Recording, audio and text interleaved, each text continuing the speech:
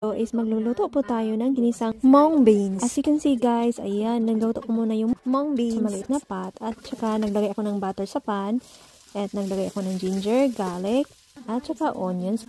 And then, pag lumabas na yung aroma, nilagay ko na yung maliliit na pirasong chicken breast. Saka nilagyan ko ng asin, black pepper, chili flakes, seasoning mix. At saka nilagyan ko ng konting fish sauce. Saka 1 liter of water. At pinakuluan ko hanggang sa maluto yung manok. Ayan, as you can see. Pagkatapos ito, ay nilagay ko na po ang mung beans. At tinakpan ko uli, hinayaan ko magkumukulo siya ulit. And then, nilagay ko na po ang kale, tsaka cabbage.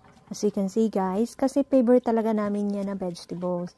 At of course, nilagyan ko din siya ng tomato at saka green onions. As you can see, pinakuluan ko siyang mabuti at hanggang sa maluto, ayan, is ready to serve na. Ito po yung aming tanghalian without rice. Masarap siya, at the same time, healthy na.